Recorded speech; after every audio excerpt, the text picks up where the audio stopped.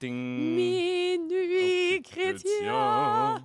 C'est l'heure solennelle où l'homme Dieu descendit jusqu'à nous. Le monde entier. Effacer Non, Oli, t'es la pas pantoute sur la bonne tâche mélodie. originelle. Non, c'est plus loin, ça. Mais gars, parole minute qui Oui, mais ça t'es pas commence sur par la ça. bonne... Non, je sais, j'ai pas fait la bonne mélodie pour les bonnes paroles. Ça, je suis conscient. Chante à genoux. On skip là, OK? Vas-y. Attends ta délivrance, Noël.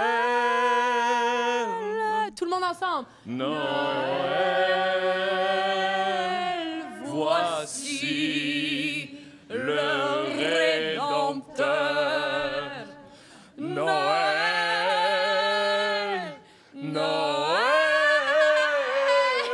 excusez pour celle-là. Voici Oh, je pense qu'on va laisser ça de même, OK? le Rédempteur.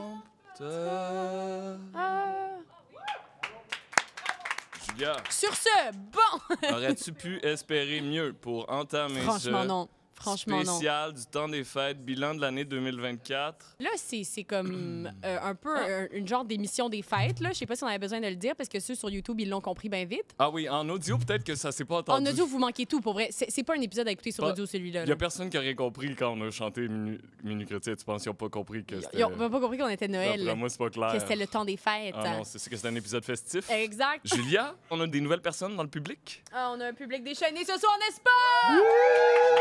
Je peux enchaîner. Alors, 2024, Julia, c'est l'année de naissance de Qu'est-ce qui se passe? Oui. C'est parce que là, l'épisode s'appelle Qu'est-ce qui s'est passé? Celui-ci seulement. Parce ouais. que c'est un épisode bilan. Hein? Exact. Qu'est-ce qui s'est passé? Donc, c'est la naissance de Qu'est-ce qui se passe 2024. Hein? Oui. J'ai pensé te présenter un petit bilan de l'année en chiffres. OK. Ah, en chiffres? Oui. OK. 4 saisons de Qu'est-ce qui se passe. Hein? Ça On va a- vite, pareil. On a été là sur nos saisons. Il y en a eu de 2 épisodes. Ah oui. 21 épisodes. 21 épisodes. Félicitations. Donc, la plus petite saison, la saison 3, un épisode, mais un épisode mémorable. Hein? On s'en C'est souvient? lequel? Ben, l'épisode de la saison 3. Tu te souviens, c'était lequel? Il était très, très bon. Je me souviens que... Ouais? Ah ben, c'était ta fête. C'était Ah, ben Céline oui, Galipo. c'est sûr que c'est mon c'était- préféré. Ça, c'était fou, cet épisode-là. OK, alors, $0 de budget. 0 flop. Tous des épisodes, tous des bangers. Tous des hits. $0 de budget, c'est une blague, évidemment. C'était la blague fondatrice de Qu'est-ce qui se passe, mais c'est faux. Vous l'aurez remarqué dans notre live électoral. Et On avait a de du l'argent. budget. Ouh! On a du budget. Il y avait Oh des que gâteaux, oui. des Oh gâteaux qui que oui. explosaient. Patrice Roy rêve d'avoir notre budget. Exactement. Ouais. Est-ce qu'on commence cet épisode de folie en présentant les 2 légendes qui vont venir s'asseoir avec nous pour le prochain... J'ai une surprise pour vous autres. Je vous invite à regarder l'écran qu'il y a là. Ah, j'aime pas les Et surprises. puis, j'ai peur. enjoy. C'est quoi, tu penses, Julia? Chut, chut, chut. C'est parti, on est là. On est là. C'est la grande première. Grosse Les- affaire, hein? Grosse affaire, pareil. On C'est était ça, tout non? petits. Non, c'est pas ça le nom. Non, c'est quoi le nom déjà? Le nom, c'est... Qu'est-ce qui se passe? Un balado d'information de RAD. Notre devise, c'est des fois l'information, Puis c'est pas après ça, des fois, exactement tu n'as pas le temps de tout de suite. Dis-moi qu'est-ce qui se passe, dis-moi qu'est-ce qui se passe. Donne-moi tout le nord, yo, je veux tout savoir. Matin de sa côte nord, se fond dans le décor, politique ou sport, game de basketball. Comme tu dis que c'est toi, à ce moment-là. Je vais pleurer. Qui a fait ça? Qui est ce génie? Non! Alors, on s'en va sur la Côte-Nord. Qui a dit Sauf que qu'elle ma tante, c'est elle pas la adore ça, Côte-Nord, les... hein. Ah, On le sait, hein. un classique. On le sait-tu? Attends, mais la crevette, c'est la Côte-Nord, non? Attends! Ah, comme la neige a neigé. Les amants que je fais me rendez-vous coupable. Puis-je empêcher les gens de me trouver aimable? Et quand, pour me voir, ils font de doux efforts, dois-je prendre un balai pour les mettre dehors? La quantité de poèmes que je connais est quand même assez limitée. Là. Je peux te réciter du sans pression, mais... Qu'est-ce qui s'est passé de gros cette semaine? Tu commences toujours tes sujets comme ça. C'est quoi? Alors... Les chevreuils Ah. arrivent pour se payer un petit snack, mais qui est à leur trousse? Le loup. Non, pas les mimes. Non. Ça fait quoi, un loup? Ah, ouh! Non, ça, c'est non. Oli, t'es hors de contrôle. Aidez-le, C'est sûr. quelqu'un. Bonne fête, Julia. Et tu sais quoi? Quelqu'un que tu apprécies beaucoup avait un message pour Mais toi. non, mais t'es... Bonne fête, ma chère Julia. Je suis sûre que tu te plais à J'ai envie de pleurer. Est-ce que c'est notre rêve de jouer dans ce stade? Oui. T'es con. OK!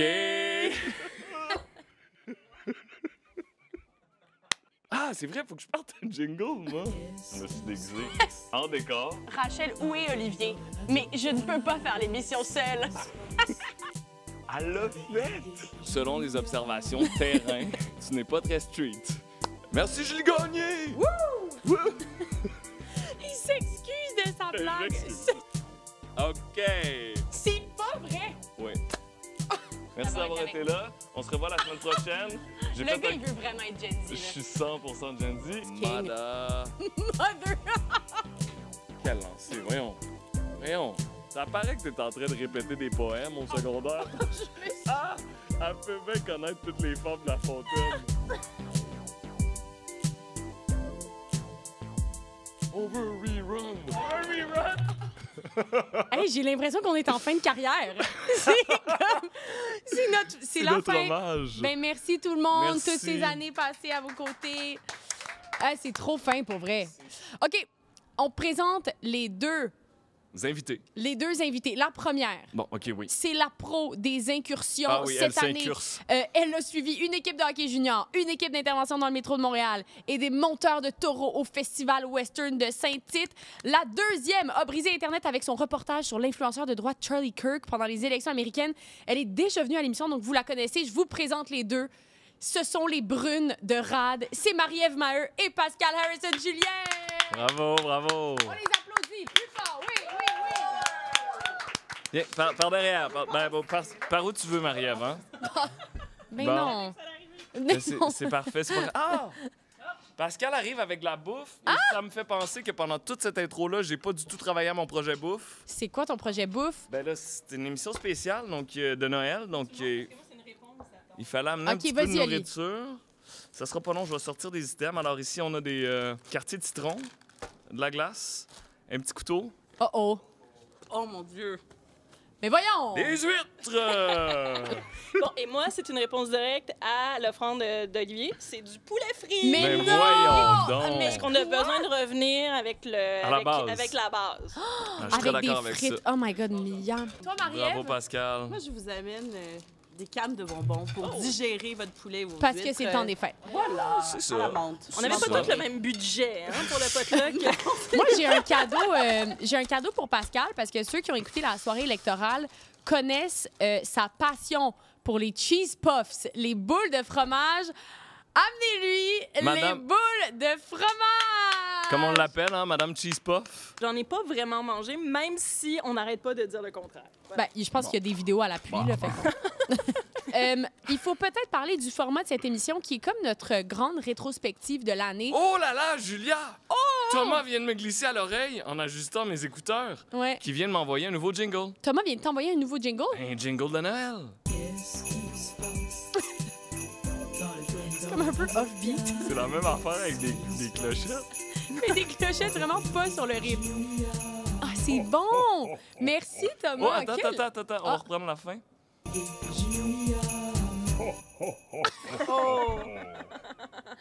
Quelle belle touche! Bon, Magie de Noël. tout est en place pour commencer notre rétrospective de l'actualité 2024. Pascal, veux-tu commencer? On va commencer léger. Pourquoi pas? Oui, on va commencer ça léger. Je vous propose de faire ce que je fais le mieux dans la vie, faire une revue des mèmes ou des images ou des vidéos ou des phénomènes culturels les plus importants de 2024. Le premier mème ou la première image la plus marquante de 2024, c'était l'absence d'image et de présence dans les médias d'une certaine Kate Middleton.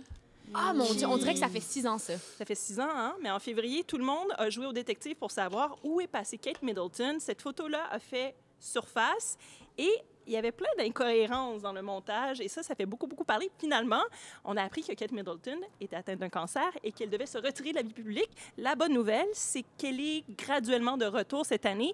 Mais vraiment, c'est une des recherches les plus populaires de l'année sur Google, ouais. Kate C'est- Middleton. Hein?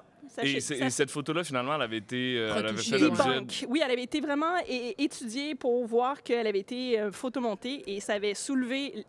Oui, voilà, peut-être beaucoup de vocations de détective. On va poursuivre. Alors, Ouais. Julia, en 5 secondes, explique-moi tout le phénomène qui se cache derrière.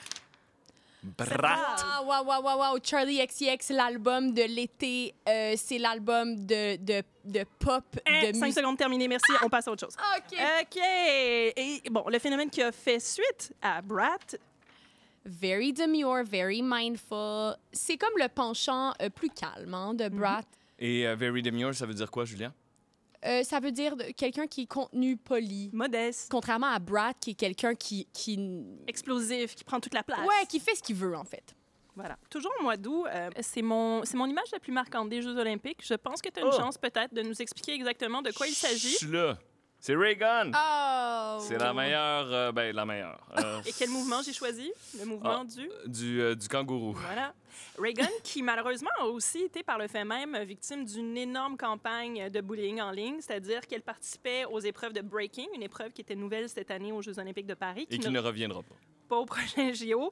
Et sa performance a été moquée et elle a annoncé en novembre qu'elle quittait le breaking. Et finalement, un individu de type animal. Mouding! Voilà. Oh! Ça, c'est ma réaction honnête à chaque fois que je vois Mouding. Je l'ai googlé tout à l'heure. Tu ne te tannes pas, Non. même si on a appris par la bande que c'était un petit peu un animal détestable. n'est-ce Moi, pas? je pense que c'est ce qui en fait un animal attachant. Mouding, donc le petit hippopotame pygmée qualifié aussi de brat, parce que justement, il y Mais a des bien problèmes sûr. d'attitude Zéro dans son demure. zoo thaïlandais. Merci, Pascal. C'était mon année en même. Olivier, as-tu une nouvelle marquante à nous partager? Moi, ma série préférée de l'année, évidemment, c'est Stat, hein, Julia.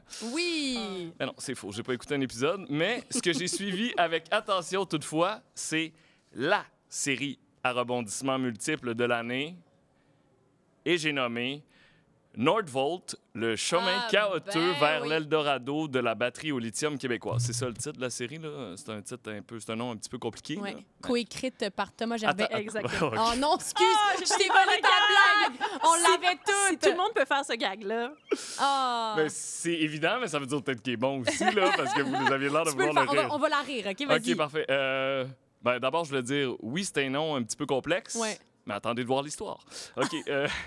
Il y a plusieurs auteurs qui ont mis la main à la pâte, notamment, cette année, se sont démarqués les excellents Thomas Gerbet de Radio-Canada et Alexandre Shields du Devoir. Bravo. Trop fort, trop fort. Alors, ils se sont surpassés cette année, là, vraiment, là, parce que le feuilleton de Nordvolt a connu de très nombreux rebondissements. Alors, pour ceux qui ne seraient pas familiers avec la série, d'abord, l'histoire est campée dans le décor de la Montérégie, plus précisément entre Saint-Basile-le-Grand et McMasterville. L'intrigue commence en 2023, quand on annonce la construction prochaine du personnage principal de cette série-là. Hein. C'est une méga usine de batteries au lithium pour les voitures électriques. Une usine de la compagnie suédoise Nordvolt, d'où le nom de la série. là.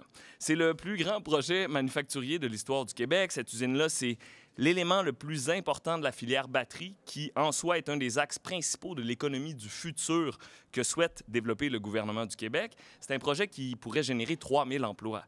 Québec et Ottawa pourraient investir jusqu'à 7 milliards de dollars d'argent public là-dedans. Là, vraiment, c'est une série à très grand déploiement. La Donc, métaphore filée, là. alors, c'est beaucoup d'argent, certes, mais le gouvernement du Québec entend rentabiliser sa partie de l'investissement en à peine 9 ans. Merveilleux. Le projet est parrainé par un autre personnage principal de la série, hein, le ministre Pierre Fitzgibbon, ministre de première importance du gouvernement Legault. Bon, ça, c'est les grandes lignes du synopsis. Est-ce qu'il y a de la romance à m'amener? Ben oui. Un triangle Le amoureux? pire, un- c'est que oui. Ça finit à un moment donné sur une note de romance, mais on suit plus trop ce personnage-là. En tout cas, je Oh, t'expliquerai mon ça Dieu. tantôt, mais on n'est pas rendu là. Je vais aller lire des résumés sur Internet. Je te le fais là, mettons. C'est comme tu veux, là, tu peux y aller, là, mais en même temps, je suis là pour ça. OK. Les rebondissements commencent dès 2023. Je sais, c'est un bilan de 2024, mais il faut quand même donner les bases. On apprend que le projet ne sera pas soumis au Bureau d'audience publique sur l'environnement parce que Québec a modifié en douce un règlement justement pour permettre à Nordvolt de contourner le BAP. Et là, en 2024, là, ça déboule. Vraiment, là, c'est rebondissement par-dessus rebondissement. Et on découvre que le ministère de l'Environnement avait refusé un précédent projet au même endroit en raison de l'impact sur l'environnement. Puis là, on apprend que la fonctionnaire qui a fait l'évaluation du précédent projet a décidé, quand est venu le temps d'écrire son rapport d'évaluation sur l'impact du projet de Nordvolt, de laisser de côté tous les articles scientifiques sur lesquels elle s'était appuyée pour déterminer la valeur écologique du site. Les arguments scientifiques de la conversion du site ont disparu. Puis là, on apprend que le projet va rejeter du nickel dans l'air, puis du lithium dans la rivière Richelieu, qui est source d'eau potable pour quelques 300 000 personnes en Montérégie. Nordvolt assure que ces rejets vont se conformer aux normes québécoises, mais ces normes-là n'existent pas. En fait, le ministère de l'Environnement promet d'établir des normes. Puis là, on apprend que l'usine, qui devait être ouverte en 2026, pourrait avoir jusqu'à 1 an et demi de retard. Et là, en septembre, coup de théâtre. Nordvolt a des ennuis financiers et commence à renvoyer des milliers d'employés à travers le monde. En novembre, la compagnie se place sous la loi de la protection de la faillite aux États-Unis. Le président directeur général de l'entreprise démissionne, puis là, on a peur. On a peur de perdre les 700 millions de dollars d'argent public que le gouvernement du Québec a déjà investi dans le projet. Et tout ça, c'est quelques semaines à peine après que le super ministre responsable du dossier, Pierre Fitzgibbon, ait démissionné pour...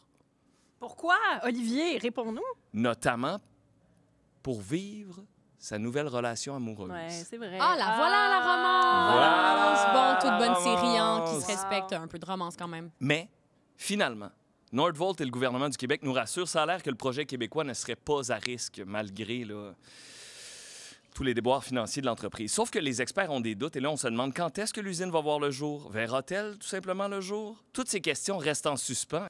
Mais que s'est-il passé qu'on se demande quand un revirement de situation comme ça se produit? Ce qu'on comprend, c'est que Nordvolt a tenté une expansion trop rapide, alors qu'en réalité, les gens achètent pas mal moins de voitures électriques que prévu. Oh! Félicitations. Quel feuilleton, Olivier. Marie-Ève? Je vous ai apporté des cannes de Noël, mais en fait, ma vraie offrande. Offrande? Offrande. Ma vraie offrande. Ce qui est différent d'une offrande. Hein, c'est pas la même chose. Une première offrande. Mais... Une deuxième offrande. Non, sorry. OK, je vais utiliser le mot. Les airs circulent ici. Il y en a qui arrivent, il y en a C'est qui comme on veut, repartent. hein? C'est comme on veut. C'est quoi ton offendre? J'aimerais recommencer tout ça. Non, tu peux pas. C'est quoi ta première offense? C'est pas une offense. Donc, mon offrande, Oh, wow. des lunettes. Oh, mon Dieu! Qui sont pour moi l'accessoire Mode. de 2024. Ah, hein, on 100%. s'entend. Des lunettes d'éclipse. On Des a lunettes vécu quelque d'éclipse. chose cette année quand même, non? On voit rien dans tes lunettes. C'est bon signe. Dirais-tu- Ça veut dire qu'elle fonctionne. Donc, j'avais envie de revenir sur cet événement spectaculaire, un phénomène astronomique extrêmement rare qu'on a vécu tous ensemble. On a vécu quelque chose, hein, Et comment? Et collectivement. comment? Moi, c'était mon obsession. Vraiment, j'ai supplié l'équipe d'aller couvrir l'événement de l'éclipse au Parc Jean-Drapeau.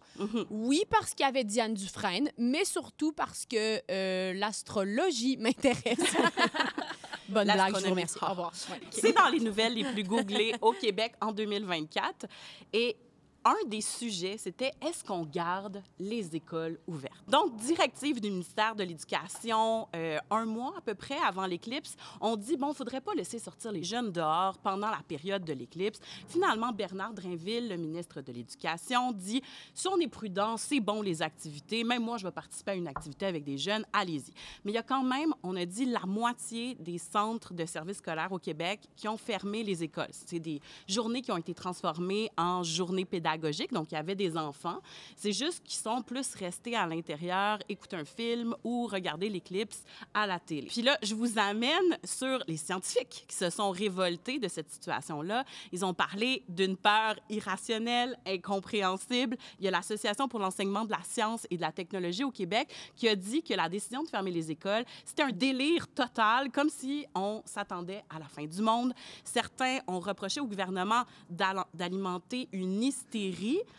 Donc, pas des petits mots. Hein. Non. Les scientifiques, ça faisait 2 ans qu'ils se préparaient à cet événement, qui avaient fait des démarches auprès du gouvernement, du ministère de l'Éducation, pour dire, bon, ça s'en vient, là, transformons ça en activité éducative. On pourrait, par exemple, repousser la fin des cours, parce que ce qui inquiétait pour la sécurité des élèves qui avaient amené les centres de services scolaires à pas vouloir garder les écoles ouvertes, c'est de dire, on n'est pas capable de garantir cette sécurité-là, c'est la fin de l'école. Mais c'est tellement rare, La dernière était en 1972, donc ça faisait à peu près 50 ans. La prochaine, dans à peu près 80 ans.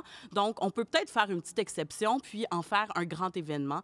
Et malheureusement, ben, pour certains, c'est pas ça qui est arrivé. Hein, ils sont restés à l'intérieur.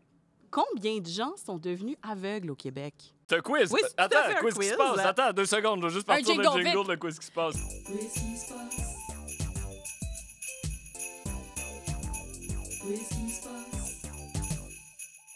Combien de gens sont devenus aveugles au Québec? Est-ce que vous le savez?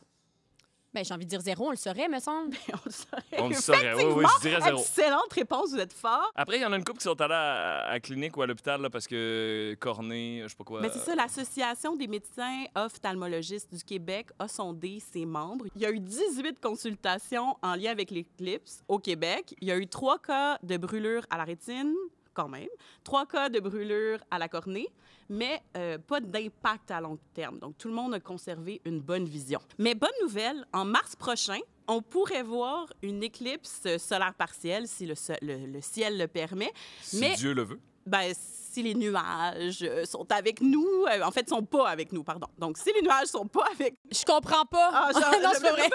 C'est pas, j'étais taquine, vas-y. Donc, 29 mars prochain, une nouvelle éclipse solaire, mais cette fois-là partielle. Donc, vous gardez vos lunettes, s'il vous plaît, vous pourrez l'observer. Et bonne nouvelle, c'est un samedi.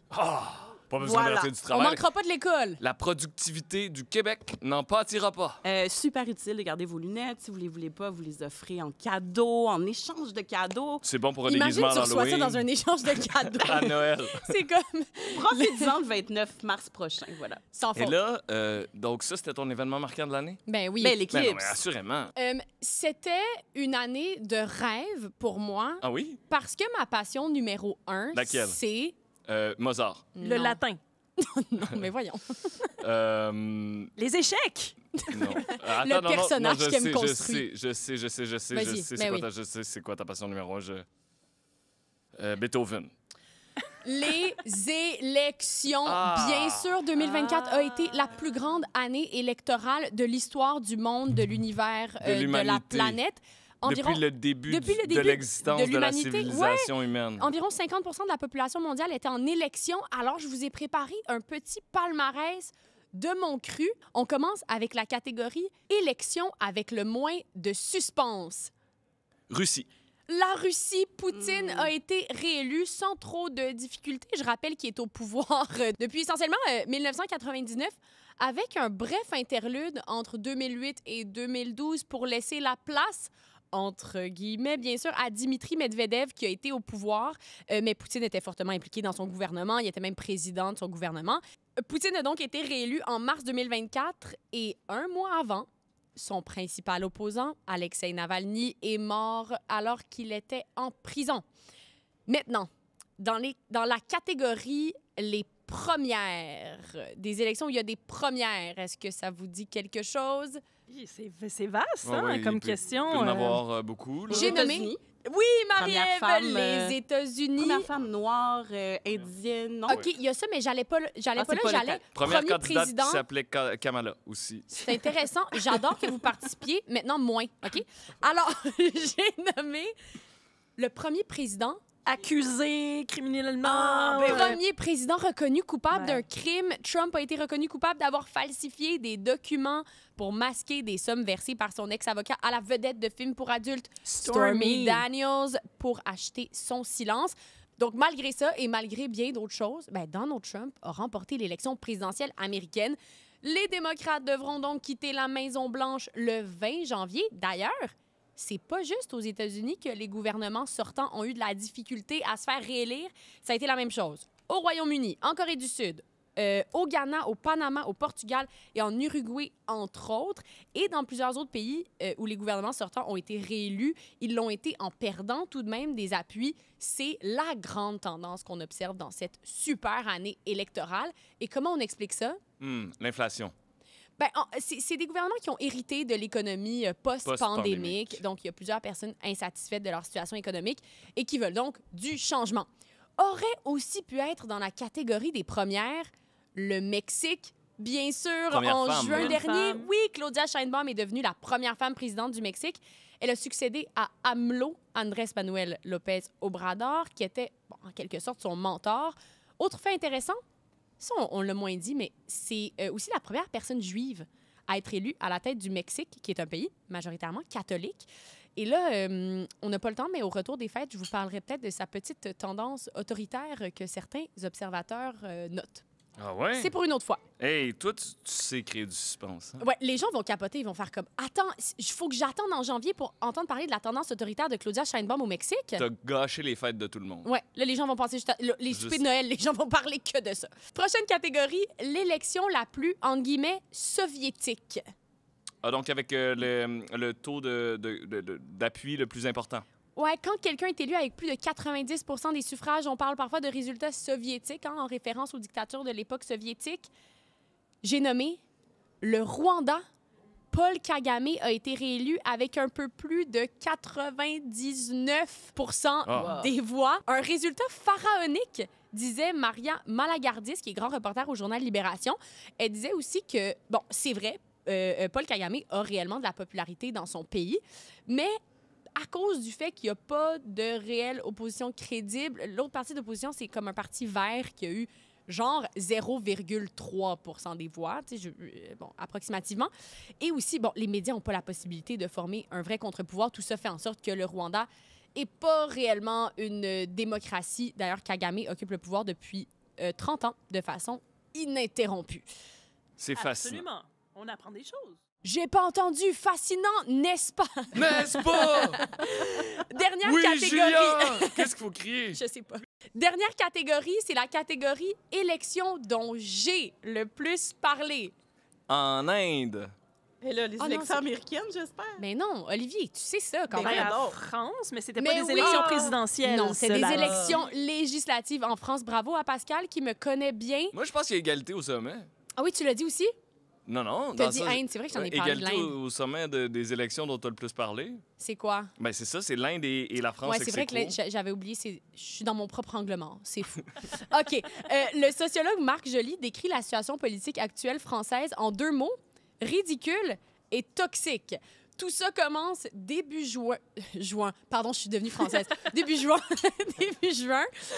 On apprend que l'extrême droite a fait une percée historique pendant les élections du Parlement européen. Et là, Emmanuel Macron, président français, voit la montée de l'extrême droite au sein de son propre pays. Le Rassemblement national a le vent dans les voiles. Et donc, Macron décide de jouer le tout pour le tout. Il déclenche des élections législatives pour élire une nouvelle Assemblée nationale et un nouveau premier ministre. Je le rappelle, en France, le président et le premier ministre sont élus séparément.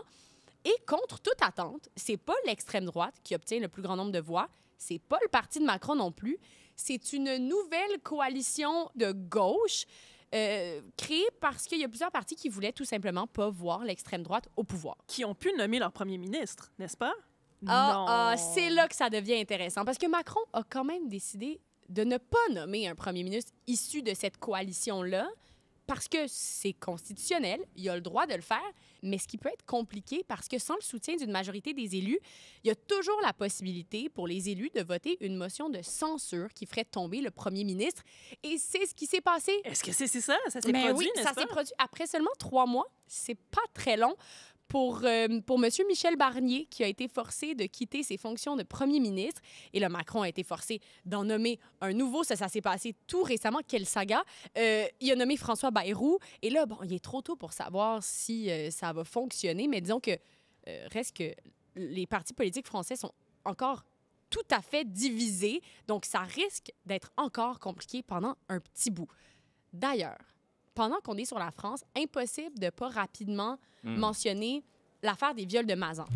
Ça a fait le tour du monde, cette histoire de Gisèle Pélicaud qui a été droguée et violée pendant 10 ans par son mari et par plus de 50 hommes que son mari recrutait sur Internet. On attend la décision de demain, je pense. Oui, mais hein? sauf qu'on est diffusé Donc, vendredi. Oh, Ouais, c'est ça. excusez-moi. C'est qu'on enregistre mercredi. On va avoir la décision jeudi. Vous allez écouter l'épisode vendredi. Donc, vous savez, nous ne savons pas. Voilà, ben c'est bien résumé. Évidemment, cette affaire-là a provoqué une vague d'indignation, de soutien pour Mme Pélicaud qui a fait le tour du monde. Et plusieurs se sont demandé pourquoi ça a pu durer si longtemps. J'ai parlé de 10 ans quand même. Et pourquoi aucun de ces hommes-là n'a décidé d'aller voir la police. Ce que plusieurs ont retenu de cette affaire-là aussi, c'est que les agresseurs étaient de tous les âges, de tous les milieux, de toutes les origines, ce qui remet en question l'idée qu'un violeur aurait un profil type en cette idée préconçue. Même, je crois que Gisèle Pélicaud le disait pendant le procès, comme un violeur dans un parking, qui sortirait de nulle part. Là, c'est n'importe qui. des pères, des frères, et voilà. Et ce qui a beaucoup marqué aussi, c'est évidemment le fait qu'elle a décidé de témoigner à visage découvert pour que la honte change de camp, a-t-elle dit.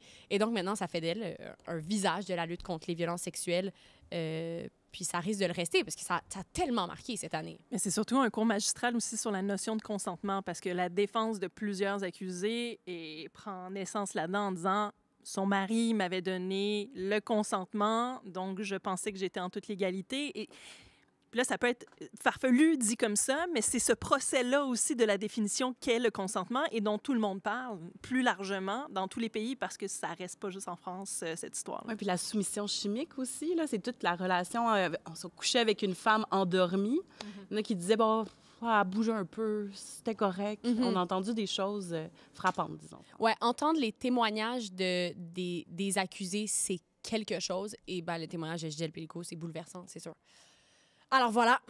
Olivier, il y a une autre nouvelle qui t'a marqué? Oui, assurément, mais d'abord, je vais passer toutes ces huîtres fraîchement ouvertes à mes collègues. Oh! Laisse-moi, Julia, et laissez-moi, Pascal et Marie-Ève, vous faire le bilan des nouvelles environnementales de l'année. Oh que oui! 2024 va officiellement être la première année où les températures moyennes auront franchi le seuil symbolique de 1,5 degré de réchauffement par rapport au niveau préindustriel.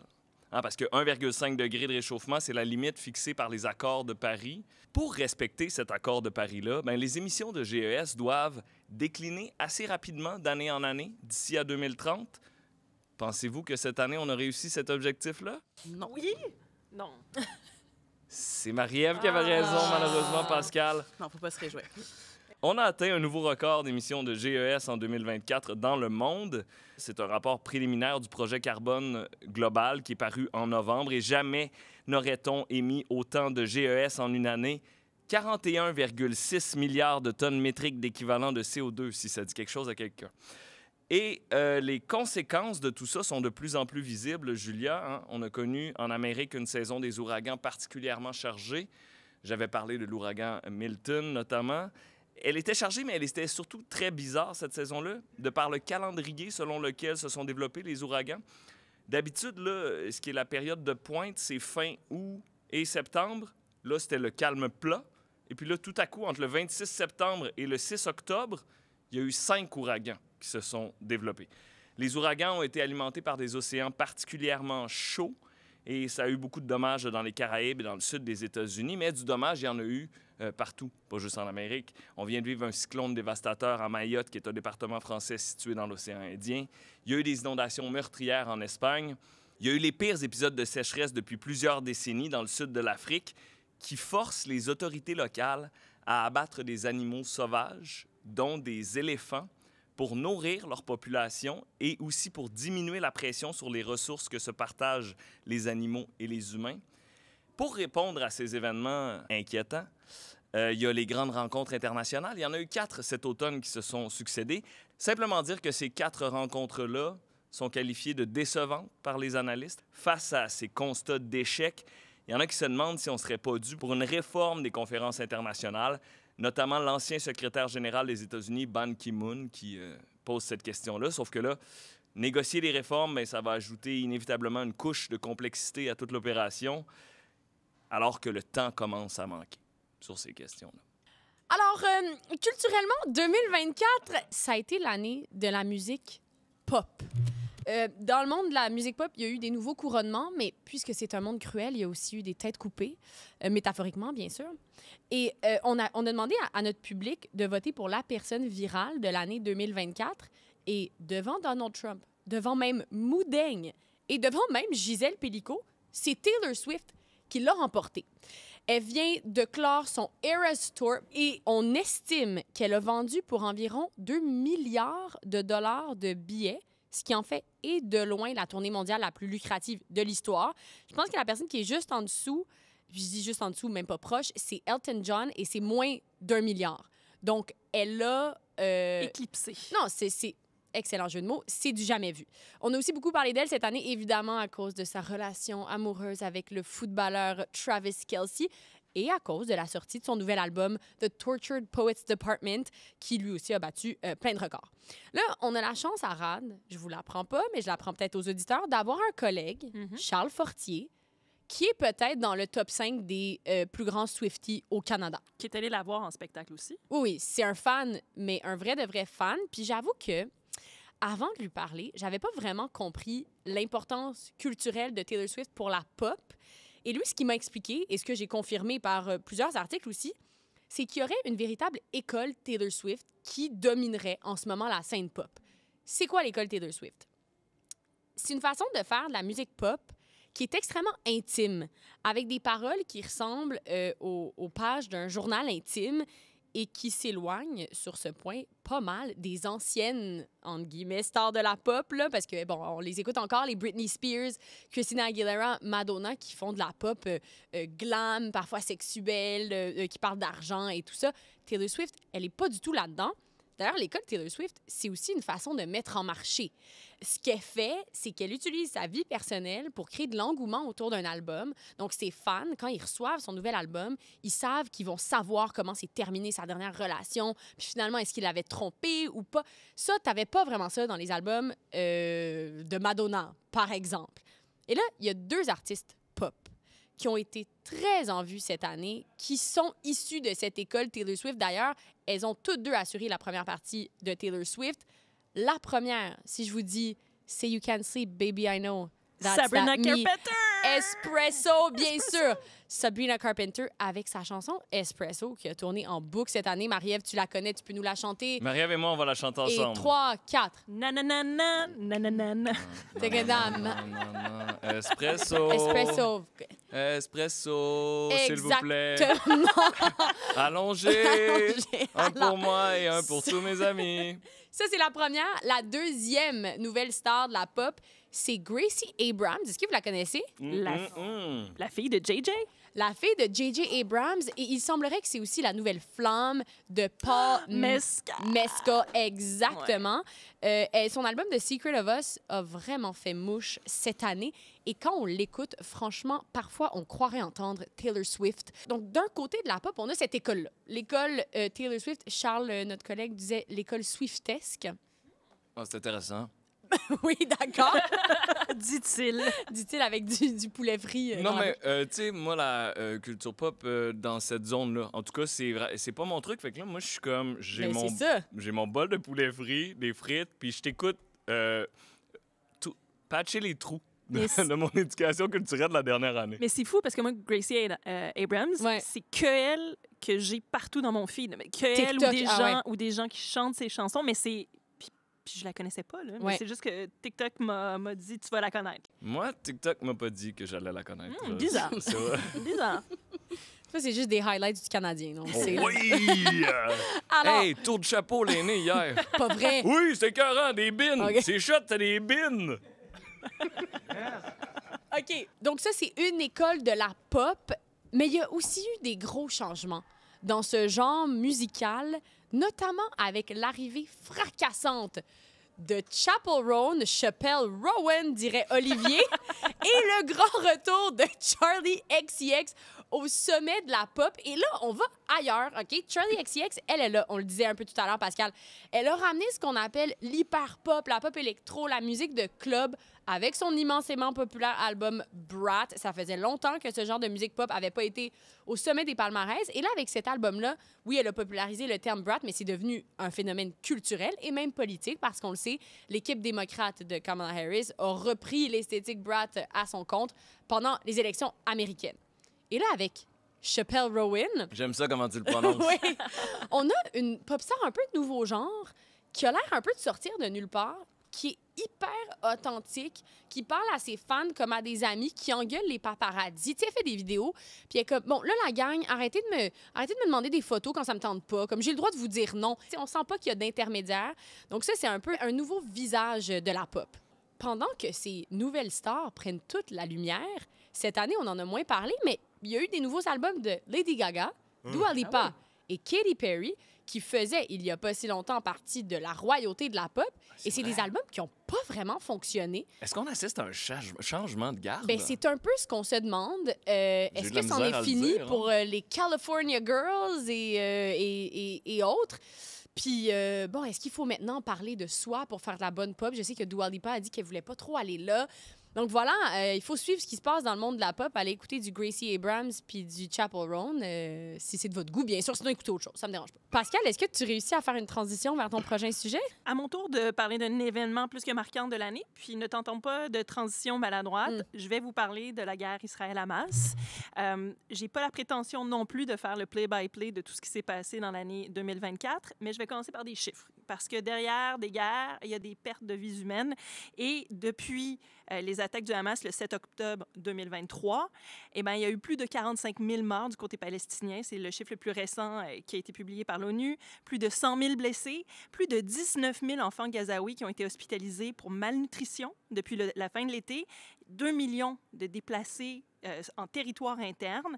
Du côté israélien, 1139 morts, blessés environ 9000. Et parmi les 250 personnes qui avaient été kidnappées à l'origine, il y en resterait presque 100 encore qui sont toujours à Gaza. Il y a 100 000 Israéliens, quant à eux, là, qui ont été déplacés en territoire interne. Ensuite, le conflit, et c'est ça peut-être ce qui a été le plus nouveau, s'est élargi dans la région. En septembre, l'armée israélienne lance des opérations terrestres au Liban, dans le sud Liban, pour viser le Hezbollah, un groupe ami, partenaire du Hamas. Sinon, l'influence de l'Iran qui soutenait et qui soutient toujours le Hezbollah s'en est retrouvée grandement fragilisée, ce qui a notamment permis, ou plutôt contribué à la chute du régime al-Assad en Syrie, juste à côté, parce qu'ils ont notamment retiré des troupes en Syrie. Si l'année 2024, c'est justement, on parle d'étendue du conflit, eh bien, 2025, ça sera aussi crucial parce que c'est pas juste une mouvance politique. On doit aussi retenir qu'il y a eu des tonnes d'enquêtes, rapports, mandats d'arrêt qui ont été publiés pour demander que le conflit cesse de viser les civils. Le 14 novembre dernier, un comité spécial des Nations unies qui estime que les méthodes de guerre utilisées par Israël à Gaza peuvent être qualifiées de génocide, y compris l'utilisation de la famine comme arme de guerre. Le 21 novembre, des mandats d'arrêt ont été formellement émis par la Cour pénale internationale pour l'arrestation du premier ministre Benjamin Netanyahou notamment. Et le 4 décembre, il y a une enquête d'Amnesty International qui, elle aussi, conclut qu'Israël commet un génocide contre les Palestiniens et les Palestiniennes à Gaza. Donc, ce qu'on doit surveiller en 2025, c'est est-ce que ces grandes organisations-là, internationales, qui ont été fondées par les grandes démocraties de ce monde-là, vont réussir à faire bouger le monde? Est-ce qu'elles vont faire du surplace ou est-ce qu'elles seront abandonnées par les grandes puissances? Et ne pas oublier aussi que cette année, le conflit, il s'est passé dans une région géographique très précise, mais il s'est déplacé dans plein de pays, notamment au Canada, par des mouvements qui voulaient le dénoncer, ce conflit-là, à Montréal y compris. On pense au campement de McGill. Ouais, Ben pense, voilà, on Aux est allé différentes faire un tour. manifestations. Ouais, Marie-Ève, t'es allée. Cette année, comme à chaque année, parce que là, bon, j'enchaîne, c'est à mon tour. Hein? On a perdu des grands noms. Jean-Pierre Ferland, Brian Mulroney, Caroline Dawson. Est-ce qu'il y en a qui vous viennent en tête? Paul Hood. Ouais. Pour n'en nommer que quelques-uns, Paul, d'ailleurs, est un grand fan de statistiques. Il avait une chronique intitulée « Des chiffres et des hoods à la journée est encore jeune ». Et Rachel m'a proposé qu'en son honneur, pour une dernière fois, on ramène des chiffres et des hoods, version tout ski, hein? Tout ce dont on n'a pas parlé pour conclure Excellente le bilan de idée. 2024. Hein? Alors, j'ai une feuille que je vais vous transmettre avec des chiffres dessus. Là, vous me dites un chiffre à la fois. Puis, ben, c'est plus un nombre qu'un chiffre, hein, quand tu y penses. Alors, on commence avec 270. Oui, Julia! 270 millions de dollars américains injectés dans l'élection américaine par Elon Musk au profit de Donald Trump, évidemment. Ça en fait le plus grand donateur de l'histoire politique américaine selon les données d'Open Secrets, une association qui suit l'argent dans la politique et ses effets. Il a d'ailleurs été récompensé assez instantanément, là, Elon Musk, pour ses investissements-là. Avant l'élection, sa fortune était évaluée à environ 250 milliards de dollars américains, ce qui n'est pas trop mal quand même. Ça va. Elle est aujourd'hui estimée à 440 milliards de dollars américains, soit une hausse de 190 milliards depuis l'élection. Depuis début novembre. OK, d'accord. Dû à la hausse de la valeur de ces entreprises, c'est parce que les investisseurs estiment Oui, c'est que ça. sa proximité avec Donald Trump, le prochain président américain, pourrait être payante pour ces entreprises. Parce qu'il va possiblement donner des contrats. Peut-être, qui sait? Bon, qui sait? 74 000. Oui, ça, c'est des dollars canadiens. Donc, un peu plus modeste quand même. Là, on descend un peu. C'est le salaire moyen des joueuses durant la première saison de la Ligue professionnelle de hockey féminin. Go les filles! La Ligue a fait ses débuts en janvier dernier et c'est la première fois que les meilleures joueuses nord-américaines de hockey féminin jouent au sein d'un même et unique circuit professionnel. C'était des demandes qu'elles avaient depuis de nombreuses années, de pouvoir être rémunérées comme des professionnels, c'est-à-dire ne pas avoir à accumuler un deuxième emploi.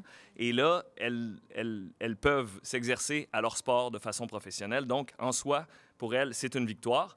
Et d'ailleurs, c'est l'équipe du Minnesota qui a remporté la première Coupe Walter de l'histoire de la Ligue. 53. Le nombre d'années qu'aura duré la dictature des Assad en Syrie.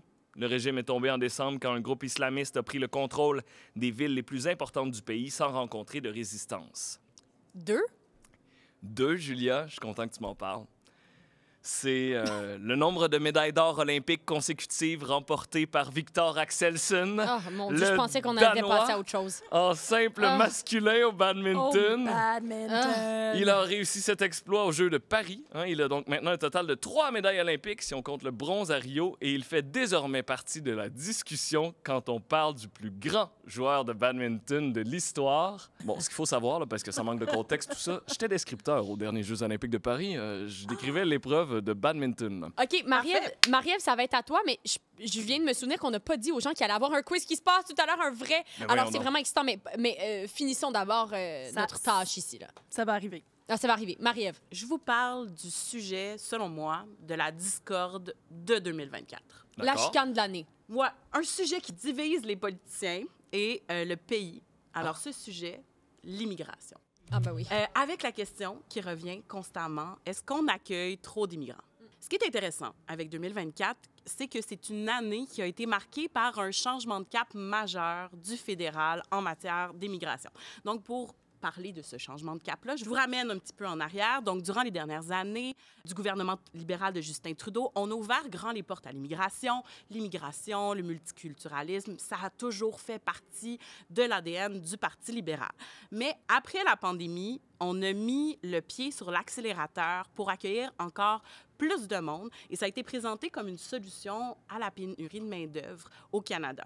Donc, le gouvernement parlait d'accueillir 500 000 résidents permanents par année à partir de 2025. Donc, ça, c'est le double par rapport à il y a 10 ans.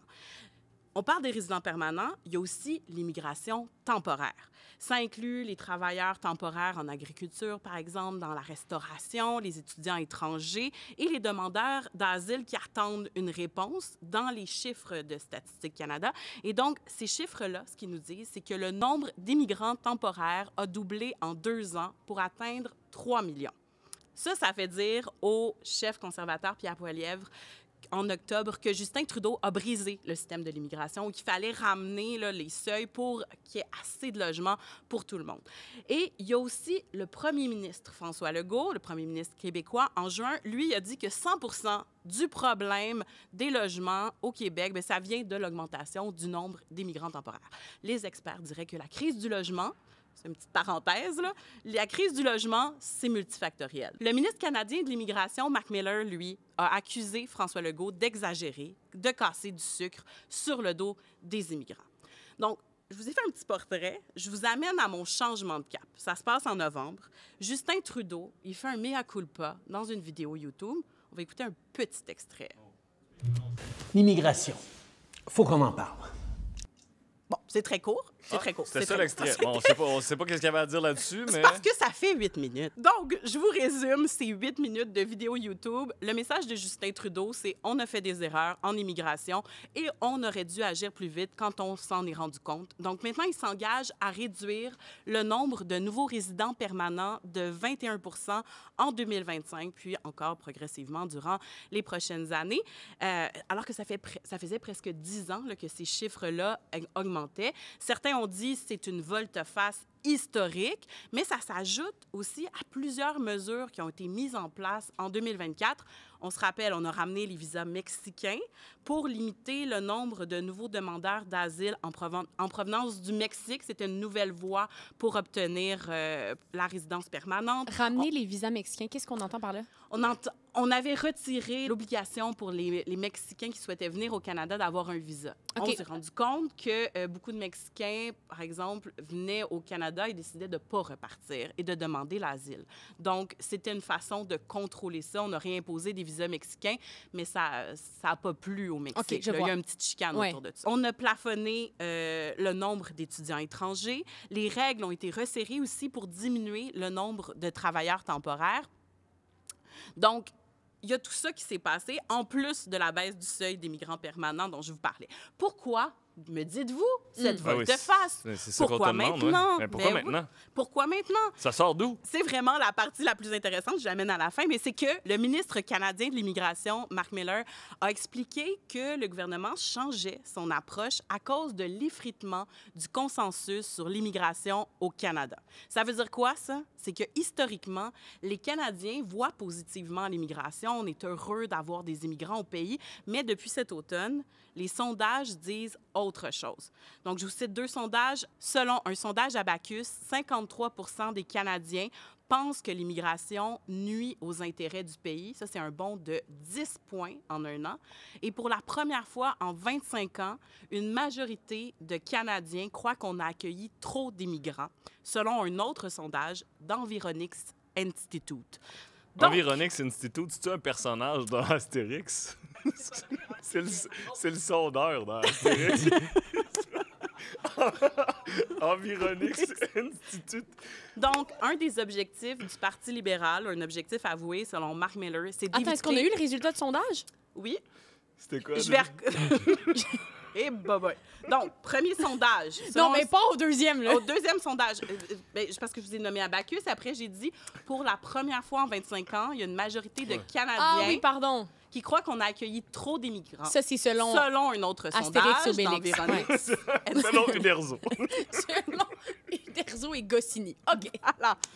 Donc, un des objectifs avoués du Parti libéral, selon le ministre Mark Miller, c'est d'éviter que les Canadiens développent une intolérance envers l'immigration, comme on a pu le voir dans les dernières années aux États-Unis, en Europe. En fait, que le consensus canadien sur l'immigration non seulement s'effrite, mais disparaisse. Et il y a fort à parier que ça va être dans les discussions pendant les prochaines élections fédérales. Qu'on va peut-être couvrir. On sait pas. Dernier sujet de notre tour de table rétrospective 2024 de l'actualité 100% RAD. Pascal?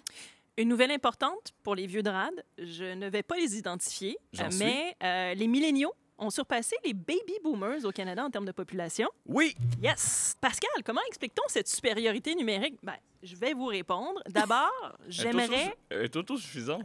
rassurer les baby boomers qui se seraient perdus sur le web et seraient en train d'écouter cette chronique-là. Ce que je veux leur dire aux baby boomers, c'est que cette perte de pole position démographique, ce n'est pas dû au décès. C'est ça. C'est pour ça que je veux les rassurer. Et clin d'œil à cette chronique que Maria vient de faire, c'est dû à l'immigration. Ouais. C'est parce que c'est la catégorie d'immigrants la plus importante qui est venue au Canada, qui a boosté les chiffres de la population des milléniaux, millénarios, peu importe. J'aimerais aussi rassurer au passage les Z, incarnés ici par une seule et unique personne, Julia. Go les Z! Ah, quoi, c'est elle? C'est elle. Vous l'aurez deviné. Eh bien, vous dépassez la génération sacrifiée des X. Vous êtes plus nombreux que les X. Et comment? Voilà. Et comment? Les X qui sont probablement leurs parents. Probablement, ou celle que je décris comme celle qui avait les moyens de s'acheter un Plex dans Myland. Donc, Voilà. tout n'était pas perdu pour cette génération-là. Voilà. C'est ici que j'aimerais faire une confluence de sujets en parlant du prix des choses. Hein? Mais pourquoi? Population et tout. C'est parce que moi, je suis née de parents boomers qui, toute leur vie, m'ont dit, dans mon temps, ça coûtait moins cher. Donc, c'est ici que je vais profiter de ce poids démographique-là pour dire que dans mon temps, Ça coûtait moins cher. Julia, ça coûtait moins cher, OK? Quoi donc? Donc, en moyenne, un condo en copropriété en 2005, quand j'avais un jeune âge et que je commençais à travailler, en moyenne, le condo, 180 000 $. Alors qu'une maison, le prix moyen d'une maison à 2 étages dans le Grand Montréal était de 313 000 $. Le prix d'un billet simple de la STN était 2,50 plutôt que 3,75. Ça me semble correct, là, quand même. La passe mensuelle était de 61 $ plutôt que 100 $. La pointe de pizza. J'adore ce segment. Hein? C'est Honnêtement, c'est pas La joyeux pointe de pendant le temps pizza. des fêtes de parler de ça. là. 99 cents. Toute une génération d'étudiants On en a universitaires mangé. a pu être nourris pour la modique somme de 90 cents. Je descendais le rêve en vélo et j'ai vu dans un restaurant que la pointe de pizza était 4,99. Mais que s'est-il Quoi? passé? Mais voyons donc, Le qu'est-ce prix qu'ils de la mettent dessus? mozzarella. Qu'est-ce qui s'est passé? C'est peut-être mieux de ne pas avoir connu avant, parce que moi, dans ma tête, c'est Hey, tout le temps 10 piastres, mais- une pointe de pizza. Mais non, mais 99 cents, c'était comme la base. Je pense que ça se peut-tu qu'il y en avait 2 pour 99 cents des fois? Ah, il y a peut-être un endroit funky. Mettons Écoute, en Bourassa. Les boys d'Antique, écrivez-nous un commentaire. prix d'un pichet dans les heures un petit peu plus tôt, 5 $5 le pichet de bière. Le pichet. Le pichet de bière, pas la pinte de bière, le pichet de bière. Et Et le le petit verre de dégustation C'est en maintenant. quelle année, ça? 2005, je l'ai dit. Oh, excuse-moi. On suit. Merci. Ça reste en 2005. Désolée. C'est la première fois que je vais dire ça, mais c'était tellement mieux avant. C'est Ah. tellement mieux avant. À titre de comparaison, au pré-party de RAD, mon cocktail avec type m'a coûté officiellement 25 $. Voilà, j'avais besoin de Wow. partager cette information. Mon Dieu, c'est Merci, l'enfer. bonsoir, c'était mieux dans mon temps. Est-ce que ce serait pas l'heure du quiz qui se passe par le jingle? Mon segment préféré! On va être 2 équipes parce qu'on va vous faire participer. Moi, je vais être avec Pascal parce que j'ai envie de gagner. Oh, ma personnalité quiz vient de sortir. On se souviendra que dans la dernière année, tu mènes un quiz à 0. Non, excuse. Excuse-moi, je me suis trompé. Toi non plus, tu y croyais pas, hein? J'ai regardé le tableau des résultats à l'envers. Alors, je mène donc 1 à 0. Et c'était un quiz justement préparé par nos extraordinaires collègues, Et boy. autrices, elles, d'une autre série à succès, Ouais. L'infolettre de Rad. Laurence Baudouin-Masse et Justine Grenier. T'as pas un Bonjour. second nom de famille, toi, non? Non. OK. Bienvenue au quiz qui se passe, édition Petit Papa Noël. Ben voyons donc, j'adore Ah, ça. je sais pas comment. Hey! Alors, pour les gens à l'audio, on a popé des confettis. Alors, bon, on va tester vos buzzers. Magnifique. Donc, vous devez attendre la fin de la question et du choix de réponse pour répondre, puis il y a un seul droit de réplique. Voilà. Même Des fois, du il y a choix des de choix de réponse? réponse, des fois non. Là. Fait que, On va tu sais, l'annoncer. préparez-vous. OK. C'est parti. Les recettes de concombre d'un TikToker ontarien sont devenues populaires au point de créer une pénurie du légume en Islande. Alors, Non, la question n'était pas terminée. L'équipe de Julia, vous pourrez répondre.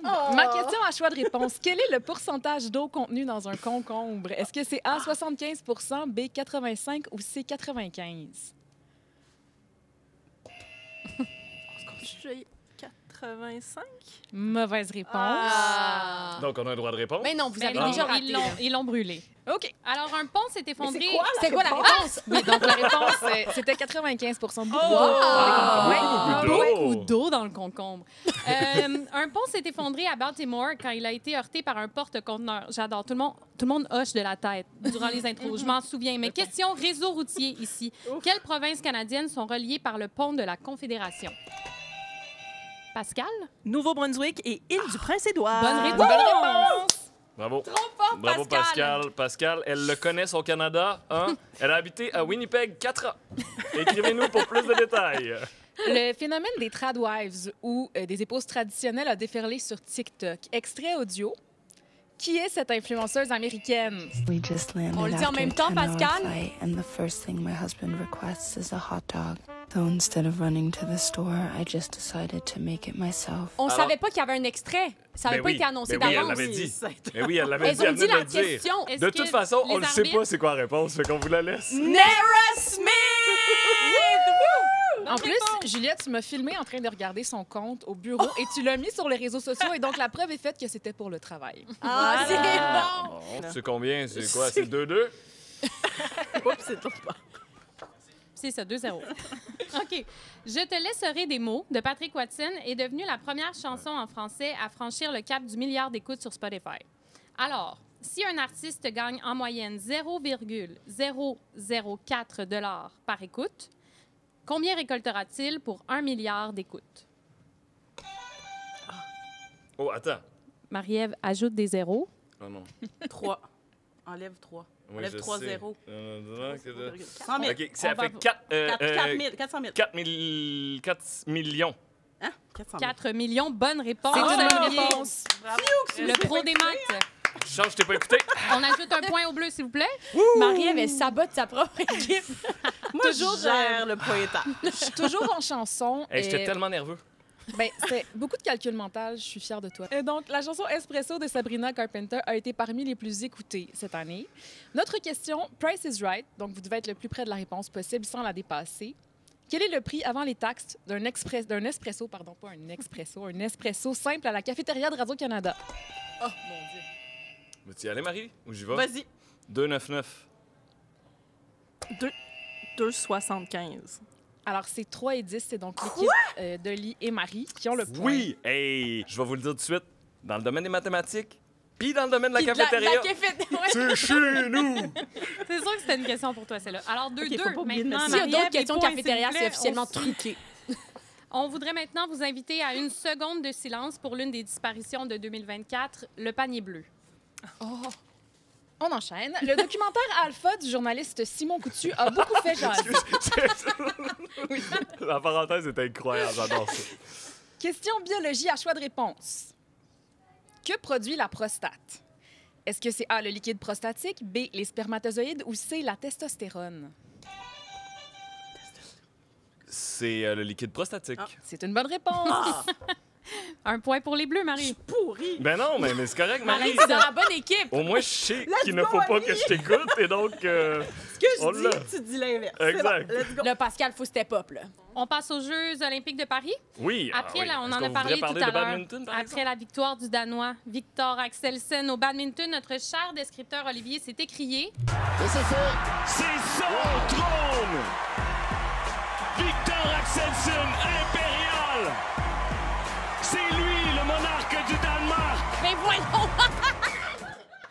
Le monarque du Danemark. Ben C'est oui, bon, hein? ben C'est oui. du génie. Donc, vous aurez un choix de réponse pour cette question monarchie. Qui a été la première reine d'Angleterre? A. Marie Ier, B. Élisabeth I ou C. Victoria? Pascal. Élisabeth I. Mauvaise réponse. Droit de réplique?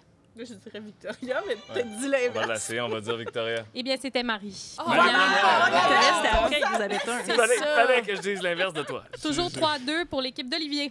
Alors, on reste à Paris. L'eau de la Seine a marqué l'imaginaire de par sa forte concentration en E-coli. On teste votre vocabulaire. Épelez le nom complet de la bactérie Escherichia coli. Mais non. Mais non. Non, non. Le latin, Julien, là. Ton latin, s'il te plaît. Escherichia? Oui, Vas-y, Pascal. Mais non, mais non.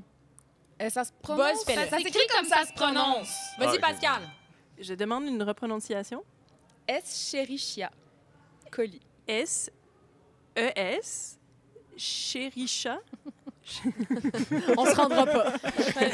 E-S-C-H-E. C-H-A.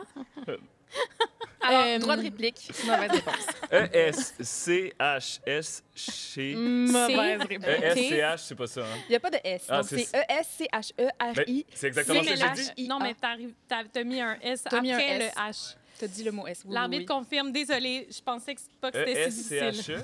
Oui, T'as dit E-S-C-H. E? S. T'as remis un S Ah, après. OK, parfait. On peut-tu aller voir la reprise? Toujours 3-2 pour l'équipe d'Olivier.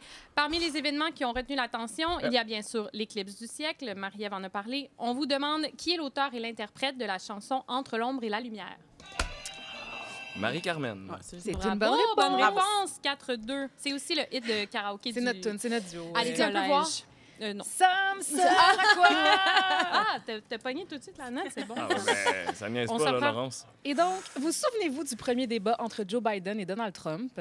La Maison-Blanche avait justifié la piètre performance du démocrate par un rhume et le décalage horaire. Notre dernière question. Quand il est 17h à Montréal, quelle heure est-il à San Francisco?